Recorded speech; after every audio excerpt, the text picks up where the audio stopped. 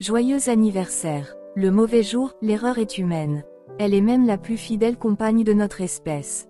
Donc, il n'est pas question de vous accabler, messieurs, mais le fait est que la tendance est là. Vous et les dates, c'est une histoire impossible, un rendez-vous manqué comme celui du dentiste que vous avez encore planté parce que vous ne notez rien et que vous comptez sur nous pour vous le rappeler. Bien sûr, il existe des hommes à l'organisation sans faille et des femmes qui oublient chaque jour leur propre adresse. Mais au-delà de ce que les généralités peuvent avoir de réducteur, force est de constater que souvent, vous les garçons, vous avez du mal avec les dates, les anniversaires et les rendez-vous. Même si cela complique parfois la logistique, là n'est pas le plus grave. C'est lorsqu'il s'agit de dates qui comptent pour celles et ceux que vous aimez que ça devient vraiment important. S'il vous plaît, pourriez-vous faire un petit effort? J'ai la chance de vivre avec un homme comme il y en a beaucoup, hyper pro dans le travail mais incapable de se souvenir d'une date d'anniversaire. Trop de données à mémoriser, je ne retiens que le plus important, dit-il. Vu ce qu'il gère, il n'a pas complètement tort. D'ailleurs, il oublie souvent sa propre date de naissance. Je l'ai vu donner à la place celle des enfants ou même la mienne. Mais je l'ai aussi vu faire l'effort d'apprendre par cœur les dates qui comptaient, notamment pour sa mère ou pour ses proches, parce qu'il ne voulait pas les peiner en les manquant. Lorsqu'il achète un nouvel agenda, c'est même la première chose qu'il note dedans. Et je dois vous dire que le voir faire cela me touche, parce que ce n'est pas du tout son truc, mais qu'il y fait attention par affection. Dans ces cas-là, vous n'imaginez pas à quel point on trouve les hommes beaux. Vous avez bien un agenda quelque part dans votre smartphone. T'es trop chou. Non. Non et non. Nous ne sommes pas trop chou. On n'est pas non plus mignon quand on est âgé de plus de 4 ans. S'il vous plaît, mesdames, n'utilisez pas ces expressions réservées aux enfants qui sont tout mimi quand vous parlez des hommes. Les plus affectueux d'entre nous font parfois des choses pour vous faire plaisir. Un dîner romantique, une surprise, des fleurs inattendues, un bijou sans raison particulière. Ces gestes sont autant de témoignages d'un engagement et du désir de vous rendre heureux. Cela peut se manifester de bien des façons, vous préparez un repas, dressez une jolie table au cœur du quotidien. Chacun essaie à la mesure de ses moyens. Toutes ces attentions sont choisies pour vous, exclusivement pour vous, selon vos codes et ce que nous pensons pouvoir vous être agréable. Parce que pour nous, ces actes n'ont pas la même signification, voire pas la même importance du tout. Alors souvent, on est maladroit, surtout les premières fois, et se faire accueillir par un « t'es trop mignon » qui a priori n'a rien d'insultant, nous tétanie. Mais pourquoi donc? Parce que c'est tentant comme que nous tentons de plaire à l'élu de notre cœur. Nous ne sommes pas des petits garçons qui cherchent à faire plaisir à leur maman. Or ce vocabulaire enfantin auquel vous nous rattachez nous renvoie directement à cela. Certaines femmes se plaisent à considérer les hommes comme d'éternels enfants sur qui elles posent un regard vaguement condescendant de mère potentielle. C'est le meilleur moyen de nous vexer et de nous éloigner. Un homme n'est pas toujours un enfant dans un corps d'adulte. N'en déplaise aux cocaïnomanes pervers qui prétendaient avoir compris les tréfonds de l'esprit et dont les affirmations glauques ont enthousiasmé les esprits perdus en quête de formules simplistes supposées clarifier la complexité de notre espèce. Un enfant est un homme en devenir. C'est ainsi que la plupart d'entre nous réagissons. D'ailleurs, je vous invite à réfléchir en inversant les rôles. Connaissez-vous des hommes bien qui considèrent les femmes comme d'éternelles petites filles et les renvoient à cette image? Vous constaterez sans doute que c'est rare. Par pitié, ne nous collez plus cette image de bambin qui tend un cadeau de fête des mères chaque fois qu'il essaie d'être gentil. On s'efforce juste de vous faire plaisir, pas d'être chou. Tu te souviens du jour où on s'est embrassé pour la première fois? Ben non, et ce n'est pas si grave. Parce que pour être tout à fait honnête, le petit bisou échangé à la hâte dans un lieu qui n'est en général absolument pas fait pour cela n'est pas exactement ce que nous avions en tête. À tous les sens du terme, le bisou n'est que l'amuse-bouche, je prends quelques instants pour rire tout seul de ma blague nulle, pardon. Parfois, mesdames, il faut vous courir après. J'en sais quelque chose, surtout à une époque où vous approcher devient compliqué parce que des abrutis, hommes et femmes, mais sur ce point, j'admets que le masculin l'emporte largement, brouille la partie et pollue nos images réciproques. Afin de rendre la situation plus claire, Je suis encore une fois obligé de forcer le trait et de généraliser ce qui ne peut pas l'être. Merci de votre compréhension. Chacun apportera la nuance qu'il souhaite dans ce schéma. Lorsque vous tombez amoureux, vous idéalisez autant ce qui vous arrive que ce que nous sommes.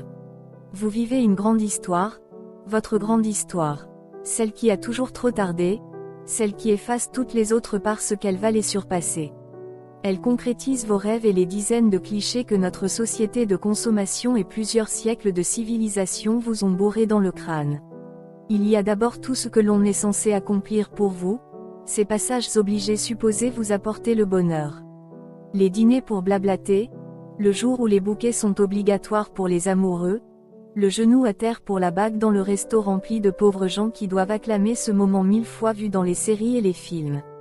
Si toutes les cases sont cochées, en temps et en heure, vous vous retrouvez au matin du plus beau jour de votre vie, votre premier mariage à vous faire coiffer et maquiller pendant des heures, au point que votre futur mari n'arrivera peut-être plus à vous reconnaître quand vous arriverez à la mairie.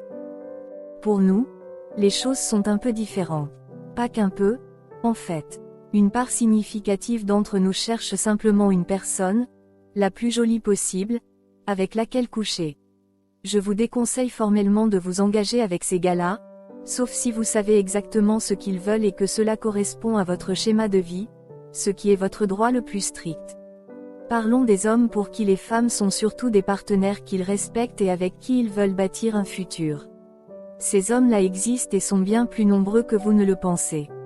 Mais pour leur malheur, ils n'ont pas toujours la tête des jeunes premiers baraqués qui accaparent parfois vos capteurs. Ceux-là ne sont pas là pour vivre une grande histoire, un conte de fées idéal dans lequel chacun jouerait le rôle que l'imaginaire collectif nous impose.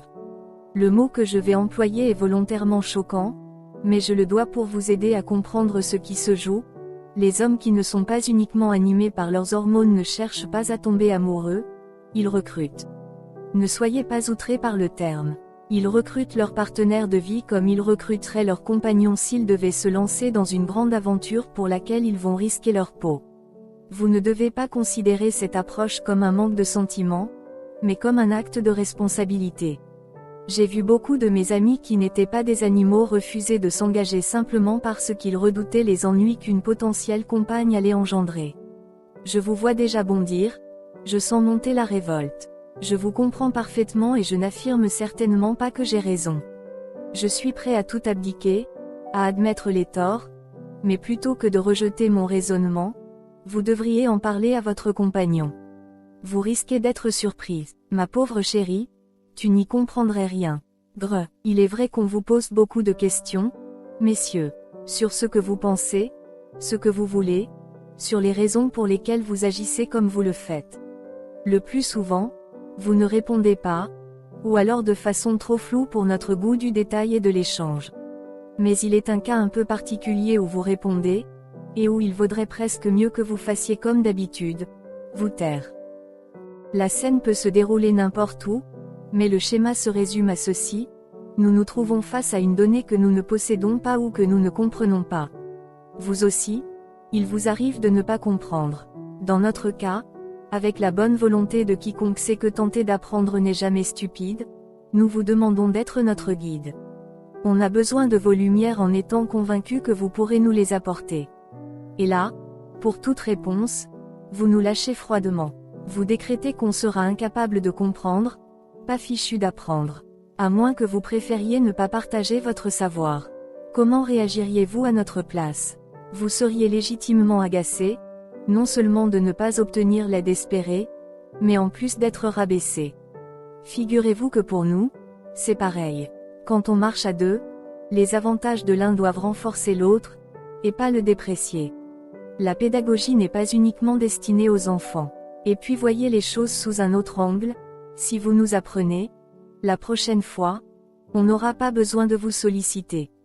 Ce sera toujours ça de moins à faire pour vous. C'est pas top, ça. Tu devrais prendre soin de ta peau. Vous avez sans doute raison, mesdames.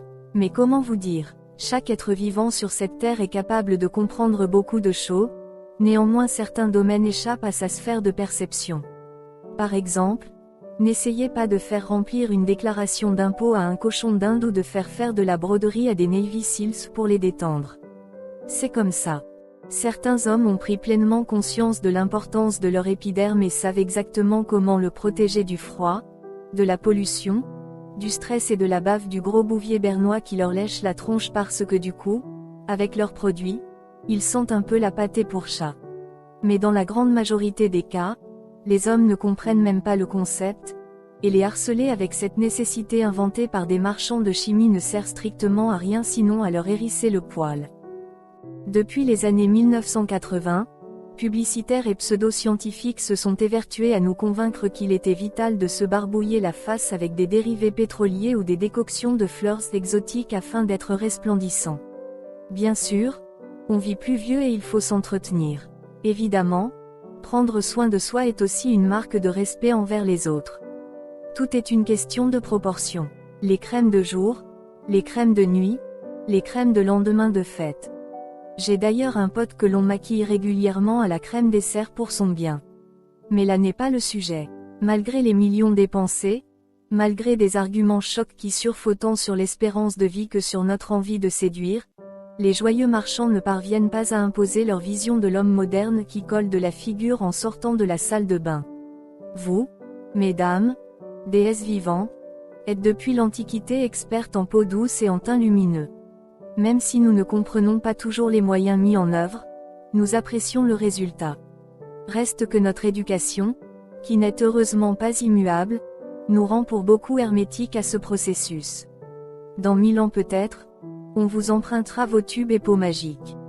En attendant, ça risque encore d'être peau de velours contre barbe de 3 jours pendant un moment. On dirait ta mère, nous avançons ici en terrain miné. L'espace-temps et la génétique se liguent pour que, année après année, guidés par des gènes communs, on finisse le plus souvent par ressembler à nos parents. On en est super fier quand on a 10 ans, ça nous panique quand on en a 40. Pour vous dire à quel point c'est puissant, je dois vous confier que même moi, qui suis fils adoptif et qui n'ai donc aucun patrimoine génétique commun avec ceux qui sont pourtant mes vrais parents et à qui je dois tout, j'ai commencé à me rendre compte bien malgré moi que je ressemblais de plus en plus à mon papa. Des tics, des attitudes. Je n'en suis ni heureux ni malheureux, mais je le constate. Je vais à présent m'adresser à mes congénères mâles. Les gars, ressembler à notre père est toujours assez valorisant, pour peu qu'on l'aime. Mais pour nos compagnes et leurs mères, c'est autrement plus complexe. Le rapport au temps qui passe et à leur apparence physique est comme un gouffre dont elles ont souvent peur de s'approcher. Même si elles adorent leur mère, même si les rapports sont excellents, l'idée qu'elles ont sous les yeux ce qu'elles risquent potentiellement de devenir dans quelques décennies a tendance à les épouvanter. Miroir, miroir, ne me dis pas que ça m'arrivera aussi, sinon je te fracasse. On aboutit donc à une situation paradoxale dont nous, les hommes, devons tenir compte, de génération en génération, les filles devenues mères transmettent à leur progéniture un sentiment ambigu. C'est inévitable, cela n'empêche pas de vivre, mais cela ne simplifie rien. Il n'est donc ni loyal, ni affectueux d'y faire référence autrement que pour le tempérer et l'apaiser. Si vous aimez vraiment votre compagne, entendez-la, donnez-lui votre avis sur son apparence, rassurez-la si elle en a besoin, partagez avec elle, mais évitez de la vexer avec des remarques du genre « On dirait ta mère » ou « T'étais vraiment canonne à cet âge-là » qui claquent comme des coups de hache sur un meuble rare. Et si vous en avez envie, écoutez « Tu te laisses aller » de l'irremplaçable Charles Aznavour, pour en rire ensemble comme il l'avait souhaité. Tes chaussettes ne vont pas avec ton pantalon. S'il vous plaît, remettons la situation en perspective. S'habiller constitue d'abord pour les pauvres créatures masculines que nous sommes une nécessité visant à nous protéger contre le froid, notamment. Si nous étions velus comme des singes et vivions dans une forêt équatoriale, les vêtements seraient techniquement secondaires, sauf pour Mardi Gras. Mais au cours de notre longue histoire, l'habit est devenu un incontournable de nos civilisations, et traduit notre goût, notre condition sociale, parfois notre métier et même notre humeur. Résultat, l'industrie du vêtement est la 4e du monde, et on peut se mettre sur le corps à peu près n'importe quoi tant l'offre est vaste. La notion de mode n'a fait que se renforcer au fil des décennies, là encore inventée par des gens décidés à vendre, prêt à tout pour nous convaincre que nos vêtements ne sont plus utilisables bien avant d'être usés, quoique ces derniers temps, ce qu'ils fabriquent est tellement pourri que nos fripes finissent dans le filtre de la machine à laver avant même d'être ringardes. Dans de nombreuses sociétés à travers le monde, la femme a fait de l'élégance une de ses prérogatives, parfois élevée au rang d'art. Pour nous les garçons, l'utilitarisme a longtemps été de mise, même si désormais, la fantaisie et l'esprit de création semblent avoir pris le pouvoir, avec des résultats parfois surprenants. Mais revenons-en à notre situation où vous, les femmes, chantres d'un bon goût et de codes savamment mis au point pour déclasser socialement ceux qui ne les possèdent pas, nous faites remarquer qu'on a mis des chaussettes blanches avec un pantalon sombre. Pire, il nous arrive de ne pas avoir les mêmes chaussettes. Hérésie, affront à la beauté du monde et à son harmonie. Les divinités fashion risquent la crise cardiaque. Mais de quoi parle-t-on au juste? Nos petits sacs à pied, communément appelés chaussettes, et nos couvre-jambes, pudiquement nommés ainsi pour éviter de préciser qu'ils enferment aussi les fesses et le reste, ne correspondent pas à l'agencement imaginé par on ne sait qui. Les mêmes qui décrètent ce qu'il faut boire avec tel plat, les cousins de ceux qui nous dictent quoi lire, les voisins de ceux qui nous ordonnent de ressentir ce qu'ils ont décidé devant des œuvres dont tout le monde se fout royalement. Restons calmes, j'ai la solution. Nous allons tout faire pour avoir un sourire si spontané, un regard si serein dans une attitude si volontaire, que vous n'aurez plus rien à faire de nos sacs à pied. La séduction par le haut. Si toutefois nous n'en étions pas capables, on pourra toujours mettre des tongs. Si tu me quittes, je me tue. La vie est merveilleuse. Les amours naissantes sont propices aux sentiments exacerbés et aux envolées lyriques. Sans doute influencés par les grands destins romantiques qui peuplent l'imaginaire collectif, certains sont prompts à dégainer l'acte final, aussi sublime que tragique, pour mettre la pression sur leur partenaire. Si tu me quittes, je me tue. Si tu la revois, je me tue. Si tu portes encore le pull qu'elle t'a offert, je fais annuler le mariage. Si tu ne sors pas les poubelles, je m'ouvre les veines, etc. Certes, la douleur est une chose intime que nous devons nous garder de juger, mais stratégiquement parlant, sortir l'arme nucléaire doit être envisagé avec pertinence. Gardez toujours les grandes menaces pour les grands risques, car une fois que vous aurez grillé cette cartouche absolue, vous n'aurez plus les moyens de monter d'un cran. Poussez votre raisonnement à fond, il ou elle là où le revoit, il ou elle remet le pull. Pire, il se roule dans les ordures qu'elle lui a offertes. Que se passe-t-il? Soit vous mettez votre épouvantable menace à exécution et même sans vous connaître, je sais que votre vie vaut davantage qu'un pull, une entrevue ou des poubelles. Vous ne devez en aucun cas vous sacrifier pour si peu. Soit vous êtes toujours vivant ou vivante le lendemain, et c'est une excellente nouvelle, mais du coup, celui ou celle à qui vous vouliez faire peur sait que vous ne passerez pas à l'acte. Avec ce genre de frein, vous perdez soit la vie, soit votre crédibilité. On peut vivre sans la seconde, mais quand même, pensez un peu à vous. Vous devez garder à l'esprit qu'avec ce genre de frein, vous ne pouvez que perdre quelque chose. Si vous êtes vraiment triste, avant de brandir la menace de rétorsion qui vous coûterait, expliquez pourquoi, sans vous énerver. Soit le message passe et vous aurez ainsi sauvé une vie et une crédibilité, soit vous restez incompris, et vous devrez imaginer un stratagème plus fin pour avancer. Et si je me faisais refaire sans que ce soit une règle absolue, on peut se risquer à affirmer que globalement, les femmes se soucient davantage de leur apparence que les hommes. Le maquillage, les vêtements, la coiffure, la mise en valeur du corps sont autant de sujets sur lesquels les femmes ont quelques siècles d'avance sur nous. Certaines, de par leur nature ou leur talent à se mettre en scène, fascinent les hordes de misérables bestioles hormonées que nous confessons être aussi. Devenues des icônes, ces reines fixent les canons d'une beauté qui se veut universelle, imposant leur image dans notre imaginaire et dans toutes les formes de représentations artistiques. Par bonheur, ces critères évoluent avec les époques, laissant une place grandissante à toutes sortes de femmes. Heureusement, la prise en compte de la valeur humaine et de l'esprit gagne également du terrain, nous évitant ainsi de plus en plus de prendre nos compagnes pour ce qu'elles ne sont pas, des créatures ornementales entièrement inféodées à nos désirs. Reste que le principe de la séduction par l'embellissement perdure, et qu'il se nourrit de tout ce que la science propose, avec plus ou moins de bonheur. La chimie s'occupe des cheveux et de la peau, mais depuis le milieu du siècle dernier, la chirurgie est venue s'en mêler. On sculpte désormais son corps comme une statue grecque. Le sport est un bon moyen, mais plus radicalement, on fait également appel à des techniques chirurgicales qui visent à modifier une partie de l'anatomie. On rabote un nez, on gonfle les lèvres, on recolle les oreilles, on aspire le gras des fesses, des cuisses et du ventre, on retend la peau, on ajoute du plastique pour remplir à ras-bord des bonnets de soutien-gorge déjà rembourrés. L'énumération écœure un peu et ne rend absolument pas justice à la grâce que n'importe quelle femme recèle d'une façon ou d'une autre. Pour en avoir discuté avec des spécialistes, je sais qu'il arrive que ce soit à la demande de leurs compagnons que les femmes se lancent dans ce genre d'opération rarement sans risque. Nous laisserons à chacun le soin d'apprécier la démarche. Mais dans l'immense majorité des cas, ce sont les femmes elles-mêmes qui le désirent. Parce qu'elles veulent ressembler à un modèle, parce qu'elles souhaitent augmenter leur potentiel de séduction.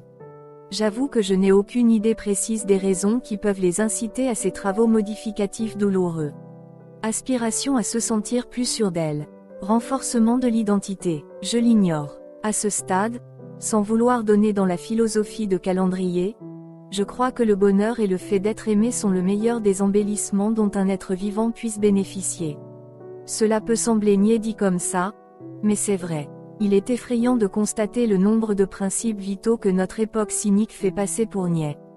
Pour autant, cela ne signifie pas qu'il ne faut plus rien faire pour continuer à plaire à l'être aimé. Rien n'arrête le cours du temps ni les lois de la nature. Jeune, on commence par attirer grâce à notre physique, chacun à sa mesure, puis peu à peu, la personnalité que l'on révèle teinte magnifiquement ce corps que le temps finira par nous retirer. Le raccourci est abrupt, mais nécessaire. Aux femmes qui sont tentées par l'idée de se faire greffer des airbags, aux hommes qui se couvrent de tatouages guerriers sur leur torse viril, j'adresse ce bienveillant message. Demandez-vous ce que tout cela va devenir. Investissez sur ce qui tient, sur ce qui résiste au temps, pariez sur autre chose que la mode. Investissez sur vous, misez sur votre personnalité. Je ne suis pas plus doué qu'un autre et lorsque j'étais jeune, je n'avais pas un physique de rêve. J'étais tristement banal. Pire, j'étais moyen. Je n'avais pas le courage de me faire tatouer « Fuck the world » sur le bras ou d'exécuter 50 pompes dans le hall du lycée. Depuis tout petit, je m'en suis sorti avec la seule aptitude qui semblait à ma portée, faire l'andouille. Rire et faire rire. Exactement comme celles et ceux qui tentent de se bidouiller le corps, je n'avais aucune idée de ce que cela déclencherait. Je n'ai pas eu le loisir de choisir, il n'y a aucun choix intelligent là-dedans. Je n'ai fait que ce qui m'était possible, et cela me rend modeste vis-à-vis de ceux qui ont préféré d'autres options. Mais aujourd'hui, avec le recul, je m'aperçois que c'est chez ceux qui ont misé sur leurs talents intérieurs que l'opération de valorisation a été la plus rentable. Et l'opération n'a rien de chirurgical. Alors faites de la musique, courez magnifiquement, dressez des chiens, peignez des nus, dansez, riez, expliquez, montrez qui vous êtes. Mais par pitié pour vous, foutez la paix à votre corps. À qui envoies-tu un message? Fais voir ton téléphone. Aimer, c'est aussi faire confiance, quitte à mieux trucider l'autre. S'il en a bu, et vous trahit. Mais commençons par la confiance aveugle, jamais évidente. Le fait est que dans une relation qui compte, tous les systèmes de surveillance sont en alerte, avec l'idée de sécuriser le territoire affectif et d'éloigner les éventuelles menaces, un ou une ex, une concurrente indélicate qui chasse sur vos terres, un tombeur compulsif qui risque de mettre en péril ce que vous tentez de bâtir sur le long terme. Personne n'est à l'abri d'une faiblesse adultère, même si cette excuse est souvent employée par des gens qui savent exactement ce qu'ils font. Notre magnifique époque, toujours prompte à permettre aux âmes simples de consommer davantage, qu'il s'agisse de biens matériels ou de gens, nous a offert un superbe outil, une porte ouverte sur un monde de rencontres, de choix, d'opportunités qui peuvent être utilisées comme bon nous semble. Intime et secret, petit mais tellement puissant, le téléphone est devenu l'incontournable émanation de nos cerveaux, le passage secret direct vers nos amis, nos proches, nos impulsions et, pourquoi pas, nos voies de perdition. Pinocchio avait l'île des plaisirs, la cigale avait l'été, Les pirates avaient les océans et les tavernes, nous avons bien mieux à condition d'avoir de la batterie et du réseau. Que l'on soit d'un tempérament soupçonneux ou parce que l'on cherche à se rassurer, la tentation est grande de jeter un œil sur son téléphone, ce petit bijou de technologie qui sait tout de nous. Halte là, Patouche. Pascal et moi avons connu des couples dans lesquels le flicage de téléphone était devenu un sport de compétition. Des logiciels mouchards sophistiqués à la duplication pure et simple, nous avons quasiment tout vu. Une de nos copines s'était même fait un tableur Excel pour quantifier et noter les différents appels de son compagnon. Elle évaluait tout, la nature du message, son intensité, sa fréquence. Autant vous le dire tout de suite, elle s'est fabriqué un enfer, et ça n'a pas sauvé sa relation, qui s'est très mal finie. Réfléchissez bien avant de vous lancer sur la voie du contrôle, officiel ou non. Car comme nous l'avons dit, l'amour se nourrit de confiance. Cela présente un risque indéniable, mais tout ce qui compte en comporte un. Par contre, ce qui est certain, c'est que la surveillance n'a rien de romantique. Mais qu'est-ce qui sent comme ça? Un parfum trop appuyé, un plat trop richement cuisiné, ou alors vous vous êtes trop parfumé avec le plat que vous avez cuisiné. Hommes comme femmes peuvent faire la remarque. Hommes comme femmes peuvent la recevoir. Parlons d'abord du parfum. Vaporeux, capiteux, entêtant, à la mode, présenté dans les médias par des sex symboles inhumains qui font des trucs impossibles pour vous faire croire qu'en vous en aspergeant, vous serez comme eux, irrésistible et universel. C'est vrai que ça donne l'air cool de nager en robe de mariée, de marcher virilement au milieu de mecs en plâtre qui explosent, d'arrêter des pluies de diamants avec les mains dans des soirées ennuyeuses, de regarder par la fenêtre devant un fond vert ou de creuser dans le désert pour enterrer un bracelet de fête foraine. Moi, perso, je reste perplexe devant cette histoire d'usine avec des machines qui serrent des corsets, qui finit sur une main aux fesses commises par une femme sur un homme. Quant à celle où des filles bizarres intantinées dépressives traînent dans des boîtes de nuit, elle me fait un peu peur. Ça doit puer grave. Bon, admettons que vous soyez sensible à ce genre d'arguments et poussé, par l'envie d'ajouter un charme olfactif à votre beauté naturelle. N'oubliez jamais que le mieux est l'ennemi du bien, et qu'asphyxier celui ou celle que vous voulez séduire n'est pas le meilleur moyen de le garder près de vous. Il sera toujours tenté d'aller prendre de l'air frais à la fenêtre ou de se servir d'un vêtement pour improviser un masque à gaz et limiter les dégâts. Moi-même, quand j'ai commencé à fréquenter Pascal, j'ai dû affronter Poison, de Dior. Franchement, ça me collait mal à la tête et le moindre de mes vêtements qui avaient été en contact avec celle que j'aimais déjà était bon à laver. Une horreur. Je déteste ce parfum heureusement passé de mode. Techniquement, les jeunes hommes et les jeunes femmes ont tendance à surdoser aussi bien leurs émotions et leurs réactions que leurs parfums. Cela engendre des hordes de gamins surparfumés, bien décidés à faire rayonner leur sensualité sur tout le département. Ce n'est pourtant pas le meilleur moyen de laisser une trace. Il nous arrive à tous de remarquer une fragrance, un léger souffle qui enivre nos sens, mais il doit d'abord être discret. Pensez-y, pour votre partenaire, pour votre espérance de vie, et pour celles et ceux que vous allez côtoyer, ou avec qui vous partagerez un train, un avion ou un porte-manteau. Le deuxième cas de figure concerne ce que vous avez pu cuisiner. Et là, la phrase est malvenue, car on ne compte plus les plats succulents qui, au moment de leur préparation, dégagent des odeurs de cuisine qui n'ont rien à voir avec leur parfum et leur goût final. Vous avez déjà fait griller des sardines. Le problème est alors différent, soit votre hotte aspirante n'est pas suffisamment puissante, soit celui ou celle qui pose cette question doit apprendre à modérer ses réactions. Faites-lui goûter ce que vous avez préparé avec tant d'amour. Soit c'est aussi mauvais que ce que ça pue, et dans ce cas allez au resto, soit c'est merveilleux et la prochaine fois, il ou elle vous déclarera, trop content, ça fouette encore plus que la dernière fois, j'en ai les yeux qui pleurent. Ça donne trop faim, par pitié. Ne vous trompez pas de prénom. Pascal dit que les femmes sont incapables de ce genre d'erreur. Je crois qu'elle a raison. Il n'y a que nous pour en faire d'aussi belles. C'est un affront, une faute lourde pouvant entraîner une mise à pied sans préavis. Vous lui fêtez son anniversaire le jour de celui de votre par exemple. Vous l'appelez machinalement par le petit nom que vous donniez à celle d'avant. Le pire étant de vous tromper de prénom quand vous êtes sous la couette. Plus tard, quand on se connaîtra mieux et que vous n'aurez plus de doutes sur ma santé mentale, je vous raconterai comment j'ai fait le test avec une petite amie, intentionnellement, pour étudier sa réaction. J'étais jeune alors et pas bien malin, je vous l'accorde. J'avais imaginé la situation et, allez savoir pourquoi, elle me faisait rire. Et puis un beau jour, au moment fatidique, j'ai tenté. La curiosité scientifique, sans doute. Je n'ai pas été déçu. Le fait est que je l'ai payé cher, et qu'il m'a fallu plus d'1 an avant d'en rire, et pas avec elle. J'ai regretté d'avoir pu lui faire de la peine, même si je lui ai expliqué ma démarche ensuite.